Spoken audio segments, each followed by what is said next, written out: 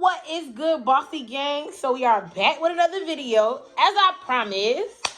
So today I came to talk to you guys about my past relationship, and not just my past relationship, but just to give y'all a little insight on who I truly am, because a lot of people have like it confused as to who they think I am. This is so childish. Like, I don't understand how y'all walk around with y'all nails all done. This is childish as fuck. Look how little my hands look and childish this look. This is so childish. How do y'all do it? I never know. Anyways, make sure y'all go get my single Wish Upon a Star right now on all major platforms. Baby the Boss, better known as the Face of Miami. You can look me up as Baby the Boss. That's a D-A, not T-H-E. Get it right. Never get it confused. Okay? Okay. But today I came to tell you guys I am a pastor's kid. Many people do not know that about me, and I don't know why y'all don't know that about me, because I've never really hid that I was a pastor's kid. Did I hate staying in the pastor's house? Yes. Did I hate staying in a Christian home? Yes. But I never hid that I was a pastor's kid. But for some reason, I think people get it confused. I did not.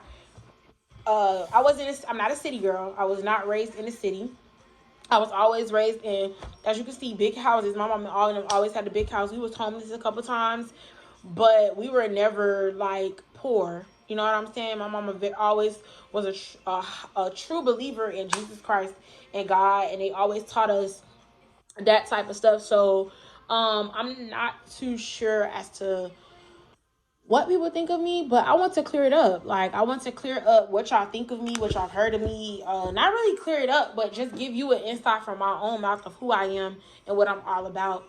Coming out of a pastor's home, like, being a pastor's kid, it was a lot of pressure on, especially me, because I was the first girl from my mom and my dad, and I was the oldest from my mom and my dad. So there was a lot of pressure on me as to what I needed to do and the example that I needed to show the other church kids and all that stuff. And I didn't want to care. I didn't really care about being an example. Like, I just wanted to be a kid, but there was so much pressure on us. There was so much things that we were up against, even, getting kicked out of our house because my dad's trying to save the church. And you feel me? Instead of paying the rent, the rent on the house, he was paying the rent in the church. You know what I'm saying? I never will understand that completely, but we live and we learn. And I believe that my family, especially my dad, has learned how much he put into that church, and then people just walked away and just left them. You feel me? They left us, not just them, us, because we were connected to a lot of people that just left and talked about my mom and talked about us and talked about my dad. And they didn't even care about how it would affect us growing up and how it would affect us as kids. They just did not care. Like, it's like being in a relationship with somebody and you get so tied into that relationship. And in the midst of you getting tied into that relationship, you feel me? You bring your children around this person, and y'all are so tied in. And when y'all break up, it's like, dang, the child's still asking about that person, and it's like, oh, we can't be around them, and you're not able to really explain. But the child is not dumb. Y'all always think kids don't understand. Kids, we really did understand at the time what was going on. Y'all was green as hell leaving the church and talking about my mom and my dad like y'all did, saying all the negative things that y'all said, and that affected me as a young adult, a child, and an adult, as in general, I would say, because the simple fact of the matter is, I had love for those people, and that love that they tainted and destroyed caused me to look for love in all of the wrong places. It was enough that my mom and my dad was always at the church Monday, Tuesday, Wednesday, Thursday, Friday, Saturday, Sunday. It was always something, from either Bible study to rehearsals to choir practice, dance rehearsals, shut-ins, going to people's house 4 o'clock in the morning. All that stuff affected us as kids. So for y'all to leave and just act like we were nothing to y'all, my family was nothing to y'all, that affected me and my siblings. And we still have those battles, like, of trust issues. We still have those battles of, loving again. And thank God for Lil Manny, because he taught me something. He taught me Love is more than just a word. It's more than just an emotion. It's more than just a physical affection. It's so much deeper than that. When you're away from a person, no matter what you're going through, you when you love somebody, you never want to hurt them. You never want to bring no harm against them. You never want to bring no pain against them. You never want to put yourself or them in jeopardy of that type of pain when you really love somebody. You know what I'm saying? And I didn't know what love was. I didn't understand what love was. I thought I knew. God is love, of course, but I thought I knew what love from people was because of the of what I've already experienced. So my mom and them used to forgive, forgive, forgive, forgive. So that's what I did in relationships. Forgive, forgive, forgive, forgive. And it almost cost me my life.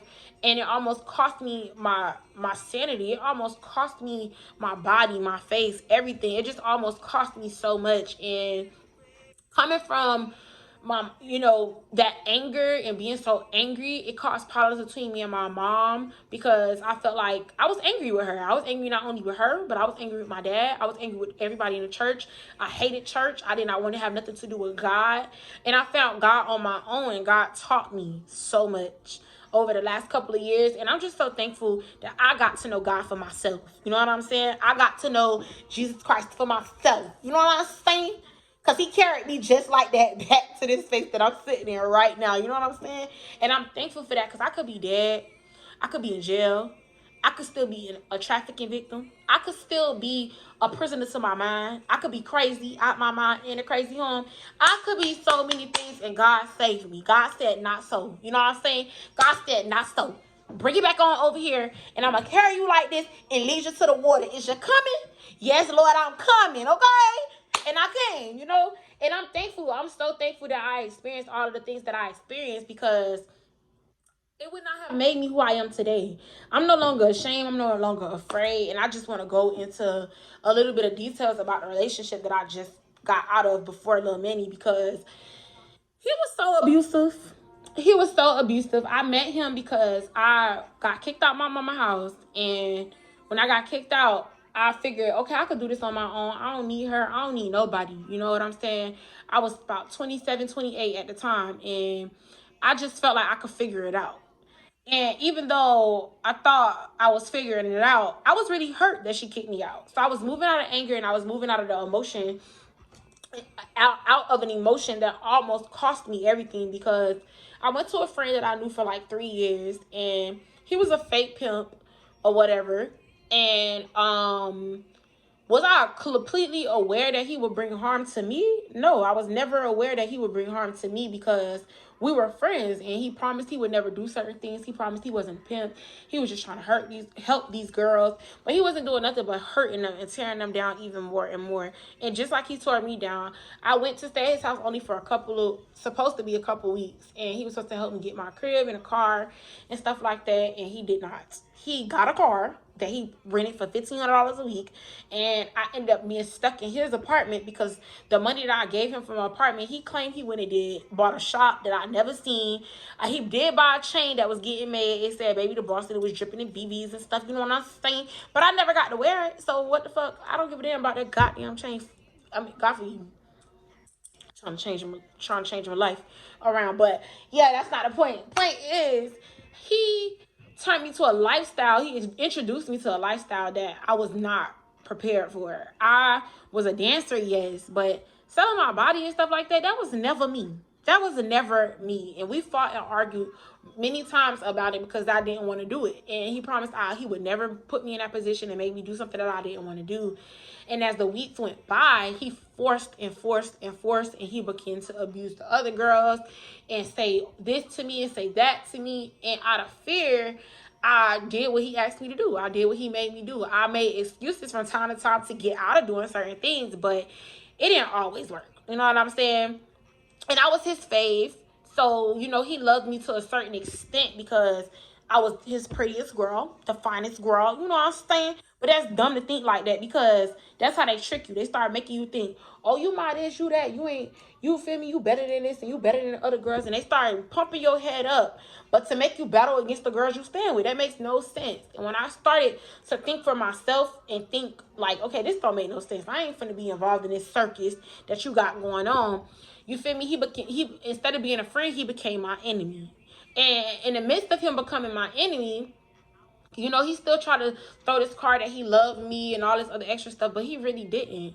And one night, me and the girls was at the house getting drunk and stuff, and obviously they put something in that bottle that caused me to go unconscious at a point in time, and I didn't remember anything. I was blacked out for some hours till like the next morning or whatnot.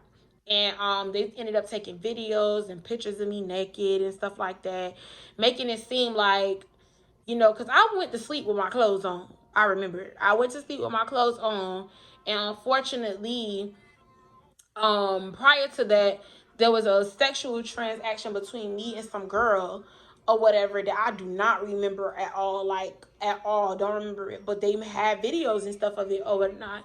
And from that particular time, I guess somehow in the midst of all of that, he ended up coming to the house. And in the midst of him coming to the house, he kicked all of the girls outside on the balcony and ended up having sexual relations with me when I was not awake or whatnot. So here comes a couple weeks later, I found out that I'm pregnant, and I was sick as a dog. So I was no longer any use to him. So he ended up telling me I either had to get an abortion or go back to my mama's house. And you know what I did? I went back to my mama's house. You feel me? I found my mama key in my goddamn gone bag, and I went back to my mama's house. I lied to my parents and told them that my house was robbed or some shit like stuff like that. But truth is, I was definitely robbed. I was robbed for my money. I was robbed for my sanity, my innocence of who I was. I was robbed of time, space, you know what I'm saying, and real love, because he tricked me into thinking that he loved me, will always love me and train me and put me in a better predicament and meet all these people, help my career. He did photo shoots. There was supposed to be a video that never got done. It's so many promises that he made, and he made me believe that, okay, he's gonna always be there, so no matter what happened, I'm gonna be straight. It was all lies. It was all lies to make sure that he was straight in the end. And once I got away, I got away. And I went to my mama's house for like 2 days, and I turned off my phone, and I ended up leaving. So my last location that he could see was still at my mama's house. So for days, he was trying to come get me and telling me that he was going to change and I didn't have to get an abortion anymore, and I was going to get my chain, and he bought me a business. He's not going to bring no more harm to me. Just come back home. All this bull stuff. But I did not want to believe any of it, because you've already put me in a position, in a predicament that I did not want to be in. I no longer felt safe with him. I was no longer happy, and I felt disgusted. I was embarrassed. I was pregnant, broke.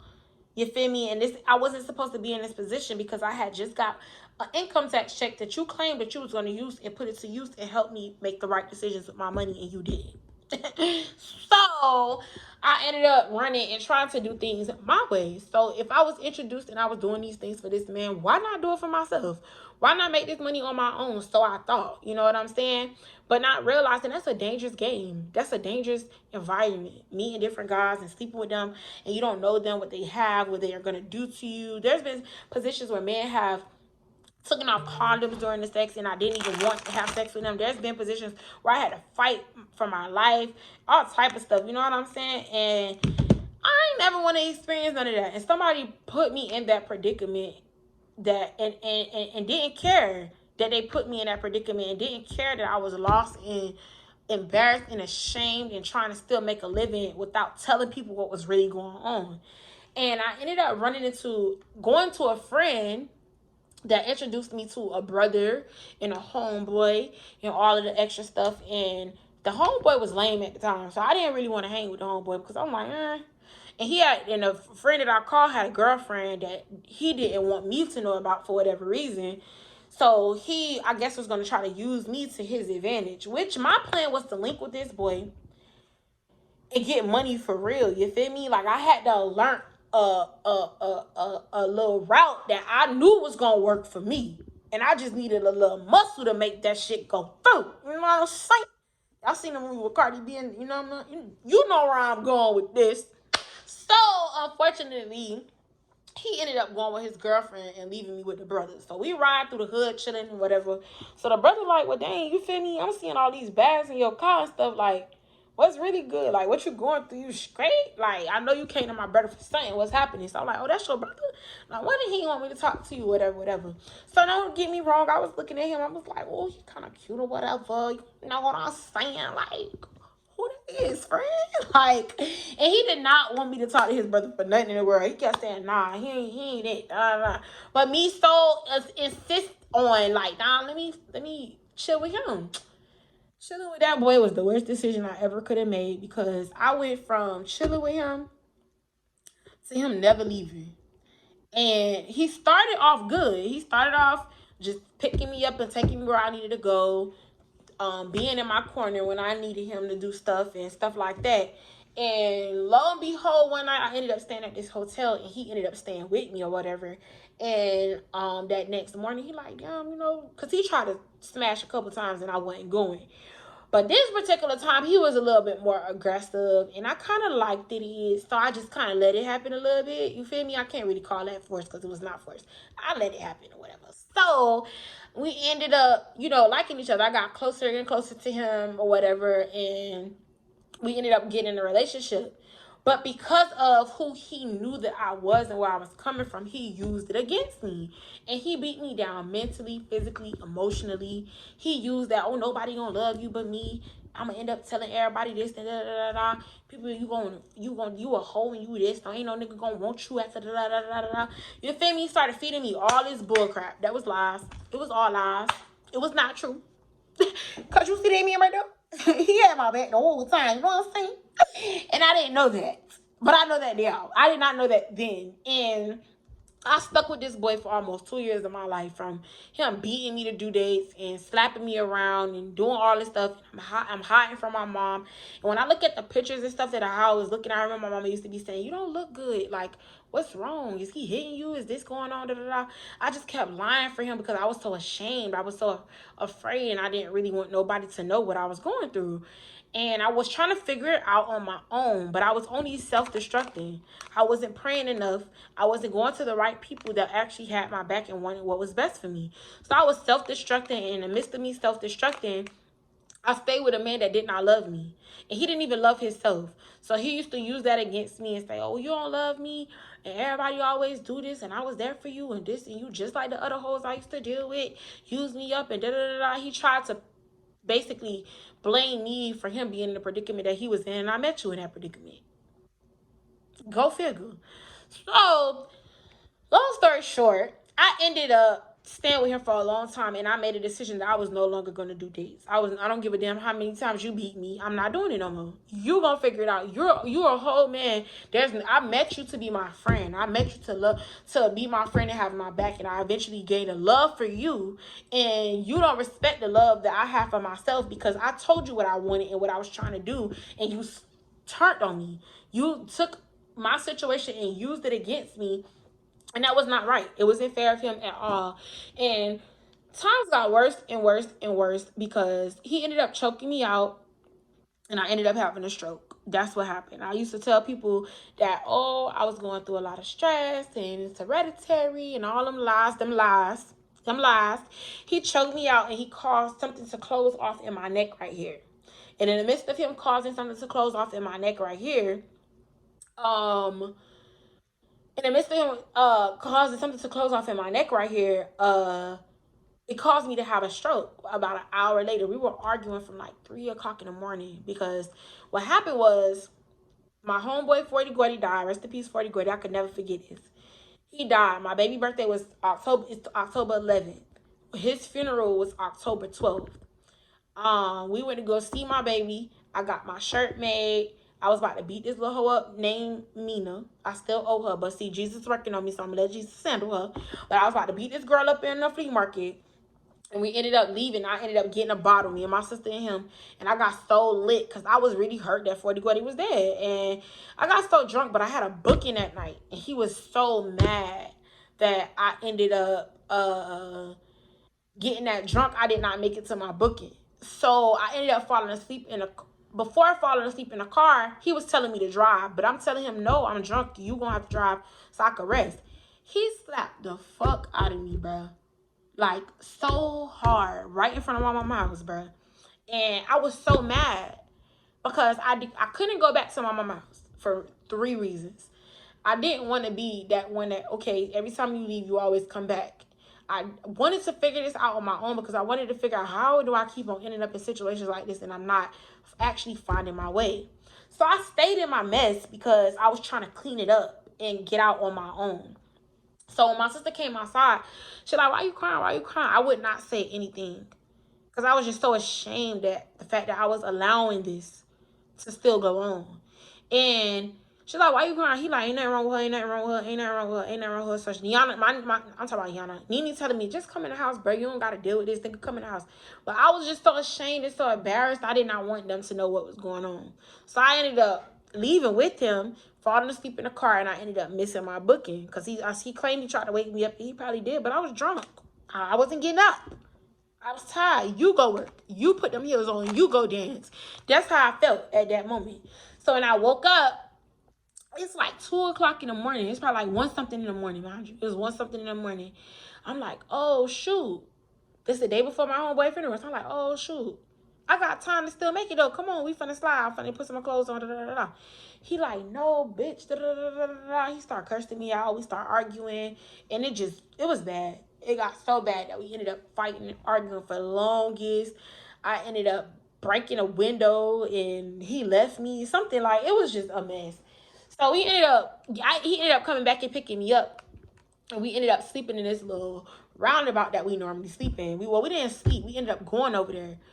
So he was trying to do something. I don't remember exactly what he was trying to do, but he ended up dragging me by my hair and all type of stuff. So he like, now get your dumb ass in the car and you come on. So I'm like, I can't believe I'm still putting up with this. So I end up getting in the car and I was trying to go to sleep so I can get ready to prepare myself to go to the funeral.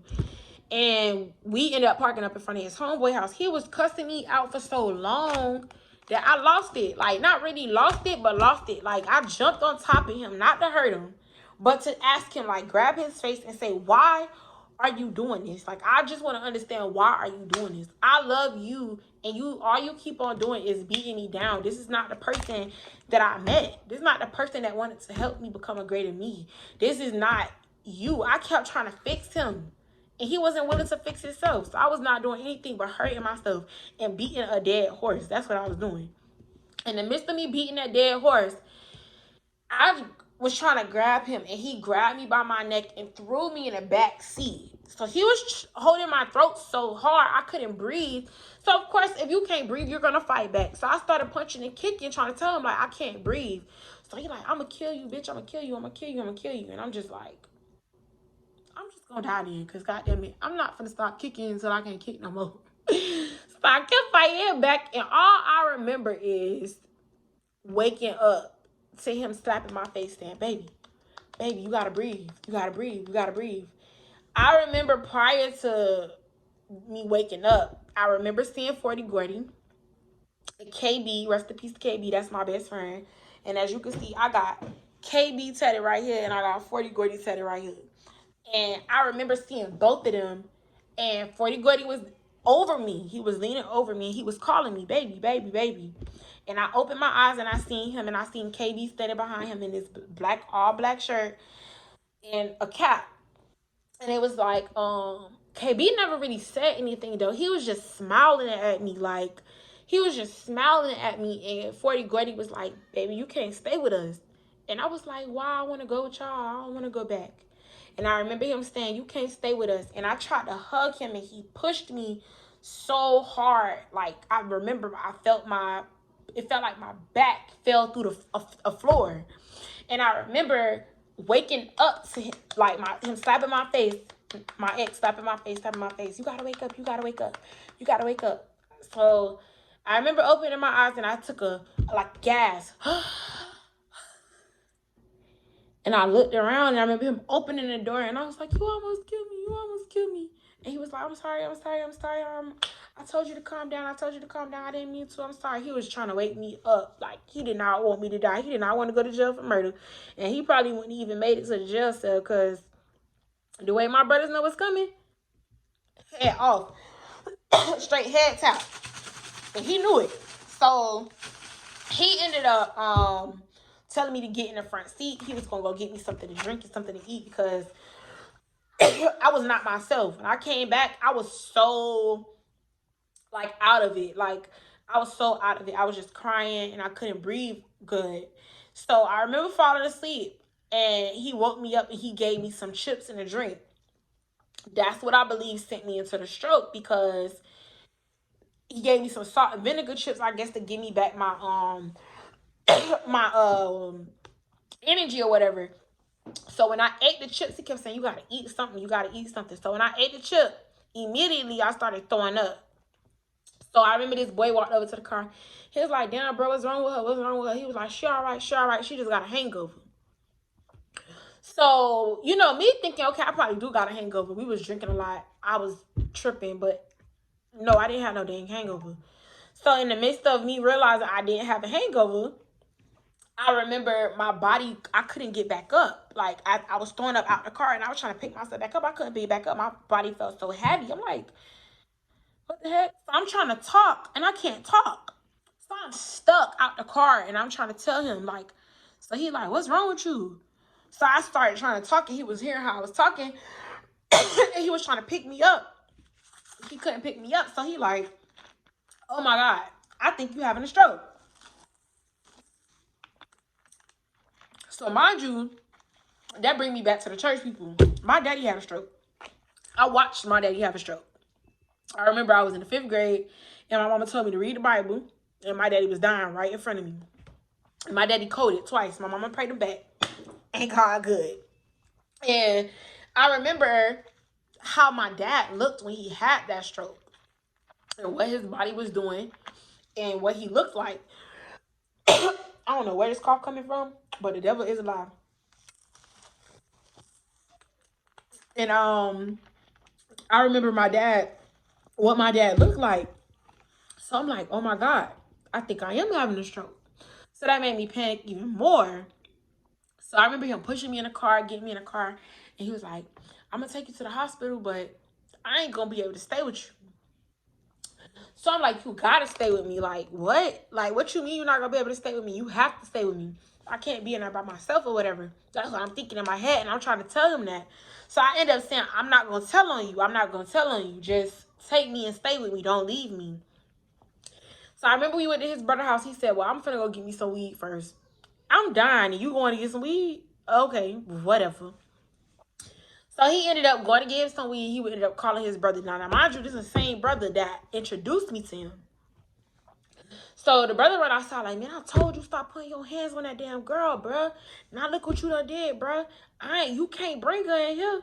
Don't bring her in here. I remember him saying that. Don't bring her in here. Take her to the hospital. So I remember I was hanging out the car because I was trying to walk. I wanted to get out the car and like go to the bathroom or something, like try to get myself back together. But I'm talking about like a mute. I was trying to talk and I sounded like, you know how deaf people talk, like mute people talk? That's exactly how I sounded. Like it was nothing coming out. So I remember him coming like, man, why you open the door, bro? Why you open the door, bro? He pushed me back in the car and closed the door. He just kept saying, fuck. He was screaming, God forgive me. He was screaming, so I'm sorry, bro. I don't mean to do this. I don't know why you jumped on me. So I'm looking at him like, you really about to blame me for this? So I'm thinking in my head, like, this is my fault because I'm the dummy that stayed with this idiot. So, yeah, he about right. This is my fault.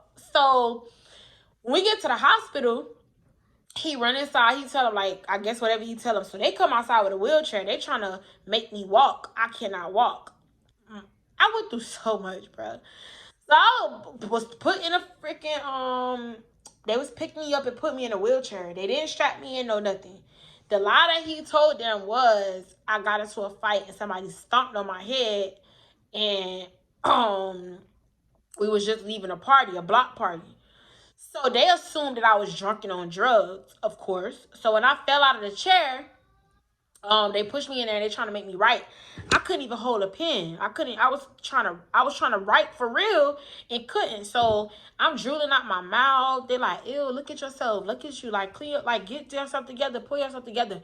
So imagine being a woman that's already being abused mentally, physically, emotionally by a man, just choked me out and I'm dying. And I got 2 male nurses in my face degrading me, the worst feeling in my life. So I wanted to die. I wanted to die. Like at that moment, I wanted to die. And I remember telling me, you can't die like this. This ain't the end. And I remember when I closed my eyes, because I was just like, I'm gonna just let whatever happen happen. God, please don't let me lose my soul. I ended up falling out of the chair and hitting my head on the thing on the counter, which caused me to get a concussion. So when they put me back in the chair, they pushed me in the back and was like, "Oh, when you sober up, we'll help you." Whole time I'm dying.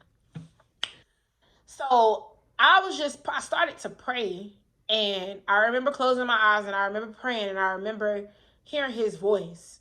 At that moment, he was God, because I felt like if he didn't come back in there, I was definitely gonna die. Because when he came in there, he said, "Where's she at?" I heard the two Spanish nurses. I'll never forget what they looked like. It was a fat one and a little small one. I heard both of them say, "Oh, S, he's back." Oh, bro, she threw herself on the floor. So he like, "What you mean threw herself on the floor, bro? I told y'all I think something deeper than that. She ain't throw herself on the floor. She can't even sit up, walk, talk, no nothing. Where she at?" So when he came back there, it's like God gave me the energy. Hold on, I'm doing a video. He's like, God gave me the energy and the strength to say, they let me fall out of the chair. And I remember blacking out after that. That nigga tore that hospital up. You hear me? When he wanted to love me, he loves me. Now I ain't gonna cap about that. But he had some bad ways. He was just a screwed up individual. He had dealt with abuse growing up from his dad, and that's what he thought was okay. He thought it was okay to do what he was doing. He's sick in the head. Something is really wrong with him. I wasn't his first victim. He's had multiple victims that felt the same way, and some of them still deal with him, which I never understand. But hey, whatever. Um, Back to the story. So I ended up remember this lady waking me up saying, "No, you can't go to sleep. You can't go to sleep. You gotta wake up." So I remember when she woke me up, I couldn't talk or anything. She kept asking me, who did this to you? And she could see his fingerprints in my neck. And she was like, "It's fingerprints in her neck. Somebody choked her." So he was like, "Nah, nobody choked her, bro. They was beat, like she got into a fight." That's what he said. And I agree with this. So she's like, "Is that what happened? You could tell me." So she kicked him out the room. She's like, "Listen, if he's doing this to you, I need you to tell me. I can help you." I just kept nodding my head, "No, no, no." So they wouldn't let me go to sleep or whatever. And I remember they took me and they did a CAT scan. I remember they did all this stuff. They were shooting all type of stuff in my body. I remember her saying, "Oh my God, she having a stroke." They started shooting me with all type of stuff. And I remember the one doctor that came in there, he said, "Oh, you have a concussion. Um, we're gonna keep you overnight to run more tests." So when they took me up in a room, they ended up taking me up in a room. The next day, a neurologist came and see me and confirmed that I actually had a stroke. And they said the type of stroke that I had is actually the type of stroke that older people have, and they didn't understand it. So I explained, my dad had strokes, but they kept just looking at him like, something don't seem right. And I remember lying and lying and lying for this man, lying and lying and lying. I lied so much that I believed my own lies. When my brother came to the hospital, it's like my brother knew and my mama knew, but I just kept lying. I kept lying. I kept lying. And he wouldn't come to the hospital while they was there because he was like, "I don't feel like going through all of that. I'm gonna come when they leave or whatever." And he did. He ended up coming, but he also took me through more trauma because the baby mama was texting me. He went and slept with the baby mama while I was in the hospital. Just an evil soul. Like he has so many screwed up ways, and I'm not ashamed anymore that I got caught up in that, but at the time I was. I was ashamed that I got caught up in a man and I didn't even love myself enough to remove myself. And I was just accepting so much abuse and so much heartache, and I didn't deserve that. And I just remember still dealing with this dumb nigga for almost a whole another year after that. And it took for him to cut up my whole entire house and boutique for me to actually leave. And not to mention, he slept with somebody in my shower. I remember him fighting me one night while my kids was in there because we were actually having a conversation about this. And he was like, if you ever tell somebody that I'm the reason you had a stroke, I'm going to kill you and them kids. Because if you wouldn't have jumped on top of me, you would have never had no stroke. Nigga, you was beating me before that. Black eyes the most. What the hell do you mean? And out of fear, I still continued to lie for years. I eventually told my doctor, because my doctor couldn't understand it, my neurologist, and I eventually told her once I left him for good. I eventually told her, and I didn't even leave at that time. Mind you, I was in the process of trying to leave, and I told her because they couldn't figure it out. And that's when I met Lil Manny. I had left him around October when he cut my stuff up. But I was still talking to him and allowing him to still play on my mental and tell me that he loved me. But, you know, he working on him. He willing to go to counseling with me and all this other extra stuff. Don't just give up on us. We've been through it too much to just give up. Blah, blah, blah, blah, blah. And I remember meeting Lil Manny. And I remember when I met Manny, I told him what was going on, and I told him that I really didn't want to be with him, and I wanted him to really leave me alone, but I just didn't know how. And I remember you saying, "Man, I'll make him leave," and I was like, "No, because I don't want this, and that." So I remember when he finally left, y'all could check the video out when I tell y'all how that went down, how I actually got him out of my life. And it was a blessing because when Manny came around, it was none of that. Ain't finna be no in and out, you beating on me, no, none of that. I knew my worth. I knew what I deserved, and I knew that I deserved better. I knew that I didn't deserve no man to beat on me, belittle me, or look down on me because of what I've been through or experienced. And just like Manny told me, they didn't know what they had, and that's why they used and abused me because they didn't understand who I was. And they probably did, but they wanted to keep me from understanding my own worth, and that's why they was okay with abusing me mentally, physically, and emotionally the way that they did. And I just dealt with so much heartache prior to meeting Lil Manny that I allowed these men to do it because I felt like this is what I deserve. These are the only type of men out here. And I just want to tell you, ladies, don't ever do that to yourself. Don't get so beat down with life and men that you allow yourself to be tricked into a lifestyle or situation. Because I could have ended up with AIDS. I could have been sick. I could have been dead. I could have ended up with all type of diseases. There's so much that could have happened to me. You know what I'm saying? Even herpes, like there's so much stuff that could have happened to me, and God protected me, God healed me, God saved me. There's no longer a hole in my neck. I'm STD free. I'm blessed. I'm a blessed individual. Like God healed me from anything and everything that could have happened to me. You know what I'm saying? Being in that lifestyle ain't nothing pretty or sexy or cute about it. And I know a lot of girls flex and flaunt like selling pussy is something cute and you could make all this money. Nah. You make money, but yeah, it ain't worth it. It's not worth it. Like, yeah, you could make $1,000 a night or $2,000, 10,000. You can make a lot of money, but why put your body and your mind? Because your mind is never okay when you're doing that things. Trust me, you never get okay. You trick your mind into trying to make you be okay, but when you know who you really are, you're never okay. And God, Jesus, ain't never let me forget who I really was. And that's why I was always able to be strong minded to eventually get out of that situation, to eventually say, this is not me. And so many times I broke down while I was with this boy, telling him, this is not me, this is not what I want. And he would beat me down and make me feel like, well, this is what I met you in. I ain't the one who introduced you to this, but I told you what I wanted. I told you what I wanted to do with my life and where I was trying to go. And you convinced me that you was going to help me get there. And the only thing you've been doing is dragging me down even more and more and more and more till you destroy me, my life, and everything completely. And I can't completely put the blame all on them men. I gotta blame myself too because I knew better. I knew I deserved the better, but I accepted the bare minimum. I accepted the foolishness. I accepted a man not treating me or holding me up to my worth. You know what I'm saying? I accepted it because that's what I thought I deserved, and I thought this is what the world is offering me. So I'm just I beat myself down too. You know, I beat myself down too, and I have to admit that I've definitely beat myself down. And I just want to encourage y'all with all of that being said. I want to encourage ladies, men, don't allow nobody to make you feel less than what you are, because when you know who you are and you know who you are in God, hold on to that. Never lose faith in that, because I never lost that faith. I never lost the hope. I always still was praying even in the midst of my mess. I was always still crying out for God even in the midst of my mess.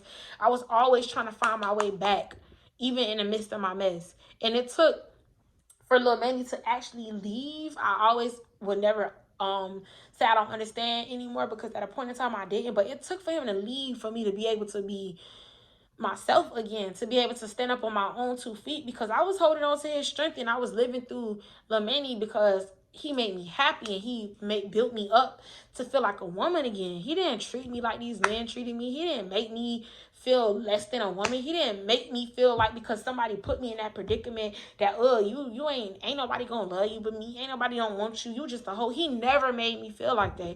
I told this boy everything, and I was honest with him because I never expected me and Manny to actually have a relationship. I thought we were just gonna be friends and be cool.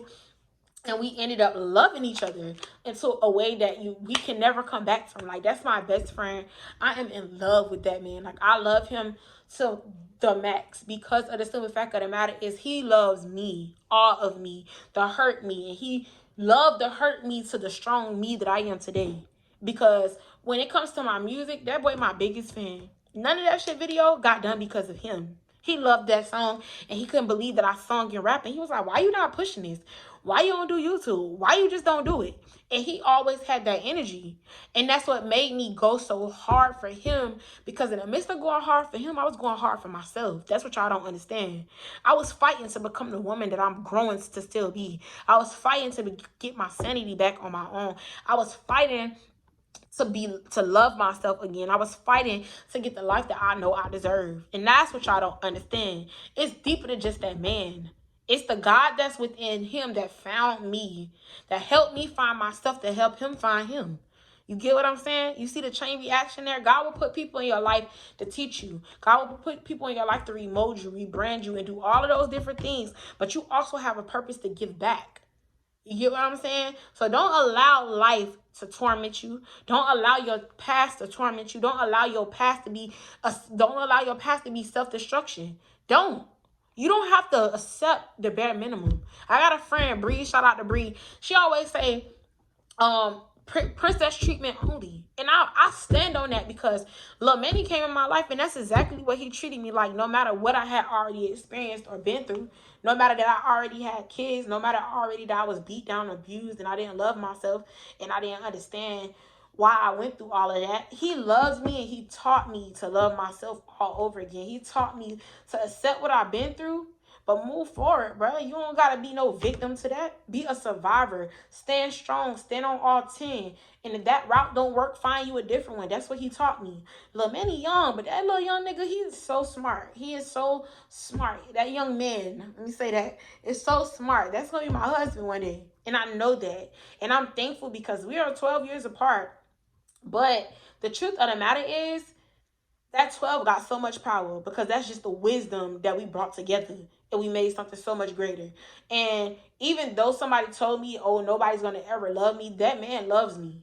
And he knows exactly who I am. He knows exactly what I've been through. He knows exactly what I need mentally, physically, emotionally. He knows. And he has fed that person. He's never allowed my breakdowns, because I've gone through breakdowns mentally and I've been in a crazy house, all of that. You know what I'm saying? He's never allowed my breakdowns to be a moment where he beat me down too, like my exes did. You know what I'm saying? Or call me crazy and say something wrong with your mind and da da da da. You know what he did? He said, babe, let's pray. And I taught him how to pray. He ain't used to pray. He said, babe, I love you. Every time I go to vent and saying I want to kill myself and I don't want to do this no more, but I can't kill myself because I love you, he always would tell me, babe, I love you. I'm in love with you. You're beautiful. You could do this. He fed life into me, bruh. He fed life into me. And he in jail. He do that from jail, bruh. I've had mental breakdowns since he's been locked up. Tell the truth, shame the devil. I've had mental breakdowns since he's been locked up. And there was times that I was sitting in that bed crying and I wanted to kill myself and nobody knew. But we was screaming none of that shit. Okay? There was times I was sitting in that bed crying and I didn't know what to do and I wanted to kill myself, texting him like, bro, I'm going to kill myself. I'm so sorry. I'm going to have to do I can't do this no more. You're not even here. My kid's not here. I have nothing to live for. I went through those moments. And that man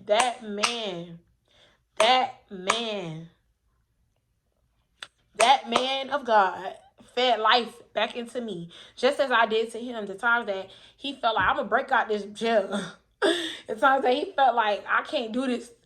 You could go and live your life. Just live your life, and we'll pick up where we left off. I fed life into him, and I reminded him that we met each other for a reason and a purpose, not a season.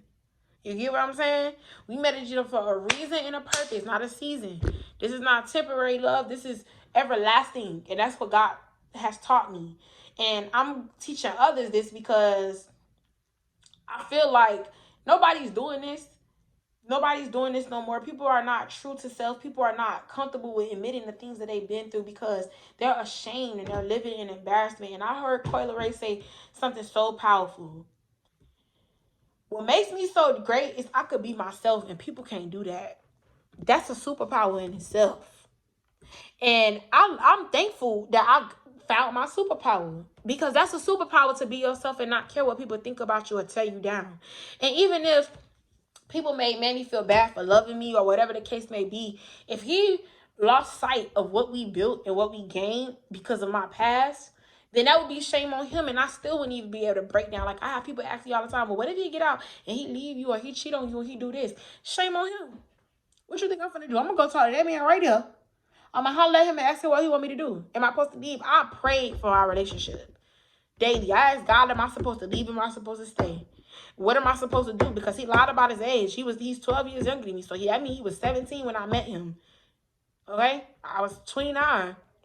He was 17. He turned 18 in jail and about to turn 19 in jail. I'm 30, finna be 31. I will be hopefully 31 when he come home. Hopefully. And he'll be 19 when he come home. Hopefully. That's the prayers there. That's what I'm begging God. Christmas. But worst case scenario, sometime next year. But we stuck it out in this last year in some change of my life. I not only found myself, but I found God in a total different way. I found love in a total different way. You know what I'm saying? And I don't mean to keep talking y'all head off, but story time is over, and I'm trying to eat me some tacos and nachos. So I love y'all boys. Make sure y'all check out my music. Make sure y'all never forget who he is right there. Jesus, you feel me? Never forget that he carried you just like he carrying that man. Right there in that picture. When you feel lifeless and you feel worthless and you feel like you can't go no more and you feel like nobody gonna love you and you got a bad report from them doctors and you don't know if that hole gonna close in your neck like they told me, and you don't know if them test results gonna come back negative because a nigga done took his condom off while he screwing you. You don't know. You could go to that man right there and he is going to answer. I'm telling you, he may not answer right then and there, but he going to answer right on time. And I'm a witness to that. I'm a witness to that because God has bought me. God has carried me. He has carried me. And he's still working on me because my purpose is bigger than me. And I'm still learning my purpose, and I'm still learning my gift, and I'm still molding my gift and molding my purpose. But I am thankful for everything that I went through, because if I didn't go through what I went through, I would not be able to touch those souls and touch those people that I'm going to touch with this video alone. I would not be able to touch those souls and touch those people with my music. I would not be able to touch the world and the nation in the ways that I'm going to shape this nation like I am now. I would not be able to do that if I didn't experience what I've experienced or what I've gone through. And you want to know something that's so powerful about who I am and who God made me? The fact that I can go through all of that and still smile. The fact that I could go through all of that and still call on his name. The fact that I could go through all of that and still understand that God is bigger than me. He is bigger than everything that I've experienced. That is a gift in itself. That is a gift in itself. And I'm no pastor. I don't want to be no pastor. But I understand that I am a motivational speaker. I am a public figure. I'm a business owner. I'm a mother. I'm a strong wife, soon to be wife. I am who God has called me to be. And that's a power within itself, because when you find out who God has called you to be and you find your purpose, don't let nobody take you from there. Don't let nobody detour you. Don't let no demon on this earth or in hell convince you that God don't love you, that no man's going to love you, that no woman's going to love you. Don't let nobody do that to you ever again. Let this be the last day that you talk down on yourself. Let this be the last day that you look down on yourself. Let this be the last day that you accept the bare minimum. Princess treatment only, okay? Welcome to a bossy doll world. I love y'all boys, and I'm out this bitch.